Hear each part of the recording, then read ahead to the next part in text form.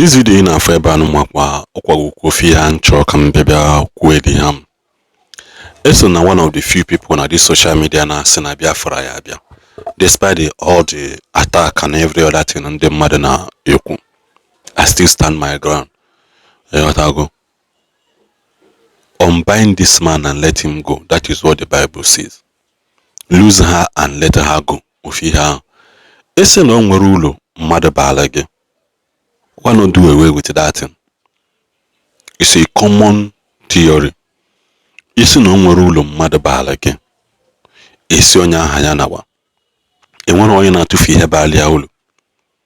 Enwere onye na discharge onye bali aulu. Each and every one of us today that has friends, relationship on the other in IPOB is because that thing again balogulu.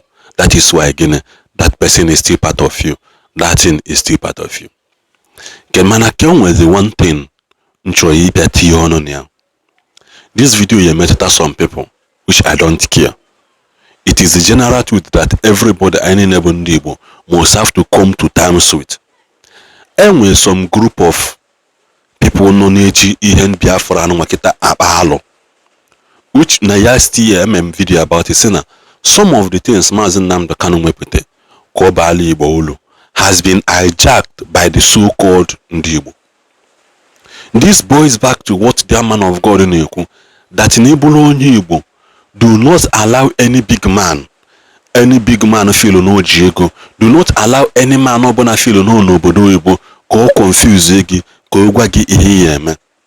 That na mgbachi ologa foro kezulu all those things ya balo ndị parents gị, kezulu ya balo ndị nwunye gị, kezulu ba ya balo ụmụ nwanne gị.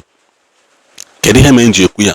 Ihe abụ about so many groups pụta kita si na ha nọ n'ime IPOB. Ana abamba ana ewepụta so many groups. Ị na-ajụzi onwe gị kedu ebe all these people si wee pụta? Who is assigning them? Who are they answerable to? Everybody just want to use the name of Mazen Nnamdi Kanu to climb to the top in order to achieve their selfish desires. I can say all these people they promote here. Imani nobodo Igbo they promote all those some groups in each. Nata from obodo Igbo gaha. Bia lead the front role of this movement in Achi create. I am not against Eastern Security Network. I am not against the ones that are doing genuine work for humanity and for the mankind and actualization of Biafra, still following the footsteps laid by Mazen Nnamdi Kanu. I don't know against those ones. Even the after abu, ndị anụmanụ obodo Igbo na-regroup ndị mmadụ na-azụta egbe, azụta some ammunition ebi ndị mmadụ baa ime ọhịa a na-eme video each and every one of them asị na ndị asị na ha si ebe a, ndị asị na ha si ebe a, ndị asị na ha si ebe a. Ọ na-ama mbịarụ together nwee one voice that onye abụ na onye akwụwa okwu amago na onye abụ chairman that spokesperson that speaks for all. If not for anything, mutakene ni ihe n'ọnụ ndị Boko Haram ihe ha na-eme. One person speaking for all. Mana nke a zero. Onye nke a si Okigwe onye apụta, onye nke a si Imo apụta, onye nke a si Amawbia apụta, onye nke si Ekulobia apụta, onye nke si ebe a si ebe a. All of them gene different uniform. Ndị a na-eyi red, ndị a na-eyi white, ndị a na-eyi black, ndị a na-ekpu marks Halloween n'ihu, ndị a nwa na-eme nke ọzọ. Like I said, I don't know against Eastern Security Network ihe a na-eme. Mana nke ndị against of ndị mmadụ iji the name of IPOB, Mazen Nnamdi Kanu, wee form a group for their own selfish desire. Because na come rain come sun, Mazen Nnamdi Kanu ya apụta. And ko ya apụta, what happens to those groups? Because we will ever ya no we problem bo. Mazen Nnamdi Kanu pụtazi anya order. Another people apụta from somewhere. Say na ha ekweghị n'ihe okwu. That would be a very big problem. The better we contend this movement kita, the better. Ibolo onye Igbo ikwena ka one big man somewhere use wig. That is what I am against. Let the goal be one, let the vision be one, and let the voice be one. Ohem choyukudi ha. Nenezi ane one of the thing one na nwoke chikwala ọnụ na the same video. Gordon. Good morning, good afternoon, good evening, depending on your time and your location. onye na know near Justice Ozobi, the leader and founder of Igbo Youth Movement. Umunnem nke mbụ bụ abịakwana m ka nsi abịa. Imana abum somebody na afu ihe very far. And as a matter of fact, as na ebe nwata na ebe akwa arụ aka nni ya nọ ya, nne ya anọdụ na ya.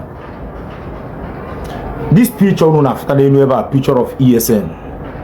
Ha kpọrọ nke a Scorpion Group. Ebe ha na-asị na ha na-epe that's na ha na-eche igoshi na ha stand with Nnamdi Kanu. You understand? My problem I brought the video. My problem with the risk and the implication of ihe ha na-eme. Unu mana Nigerian government na-achọ ụzọ ha ga-ebido aka in collaboration with our governors we gbube ndị youth anyị.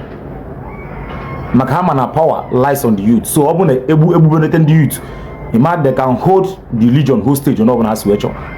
And ya bụ mbọ ha na ọ bụrụ na amaro. Then he observe for this video very well na trending online. You discover that now each video gal online ha na-akpọ afọ obodo ha nọ ya na ha bụ ESN Anambra State, Anambra South, Anambra West, Anambra East. Na ha bụ ESN Abia North, Abia West and Abia South. More totally West na ihe bụ arrant nonsense. Game ntị ọfụma. Why not ESN one ide letter? Why not them id draft letter? Nye Kenya Nnamdi Kanu na Sokoto si na ha nwa bụ ESN na kwụ ya n'azụ. Ha mee yo na I have been in Sokoto before. Ejegom Jefu Nnamdi as my brother. Letter ha ga-erute Nnamdi Kanu aka. Ọ mara yes na nda ya na ha kapụ.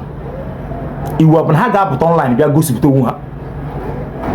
Ọgwụ liri n'uche pụta online. Gịnị ka unu na-akpọrọ afa obodo unu nọ ya? Ọkwụ na-ebidogo ọzọ. Ọkwụ na-ebidogo ọzọ. Ine na-anya the bloggers na-atrend in this video.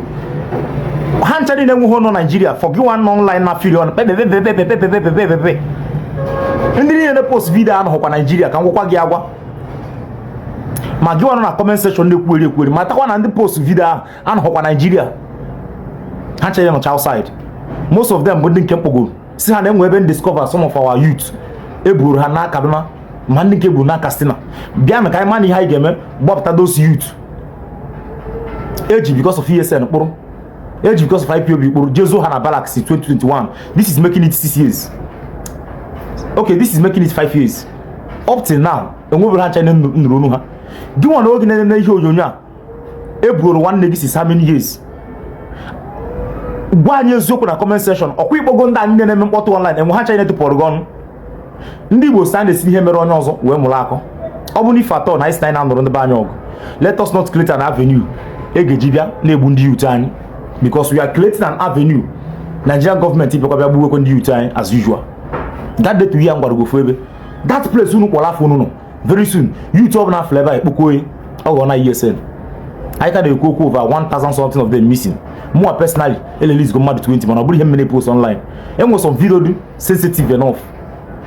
Ndị Igbo nwee na akọ na uche. Gịnị na nwuchi unu ide leta nkịtị wega na Sokoto send bụ mmadụ enye leta na Sokoto prison ebe Nnamdi Kanu nọ ihe ejewu ebe ahụ. Why not do it secretly? Gịnị ka unu project the death of our people online? Unu na-create an avenue ka bịa gbuo ndị youth onye kwuo unu akpọ ya sabo onye kwuo na akọ ya ọnụ onye kwuo na akpọ bi. What is wrong with you people? I'm directing every Igbo youth movement member because all the camera name is here by only member of Igbo youth movement. I'm talking to you people onye nke kwotere na the umbrella of Igbo youth movement. Sela aka gị sela ọnụ gị na ihe niile gbasara gị na that video funa trend online. As far as you know Nigeria, sela aka gị sela ọnụ gị na ya. Okwu akwụkwọ na-akọ ha n'ọnụ ka onye chibiko ya zekwara ndewo. Ọ bụ na enwe nwanne gị ma so I share the video tag kwa ya na this video say na say on share it on share it go and move it to trash agwakwa na ngị ka ha n'ọnụ. Mana asị agwa ntị ma ntụ anaghị ebere isi ya na isi esoro mmadụ ya ha na outside Nigeria tie gị na danger. Ndị nke ha ji eji enwebekwa ihe ha mere ka afọ na-agbapụtara ha ọgwa na ha n'ọnụ. The lives of our youth matters to me. The lives of our youth segbuzina ụmụ ikolobịa anyị maka na ọ ndị aka ya eji agha na osu. Daalụ.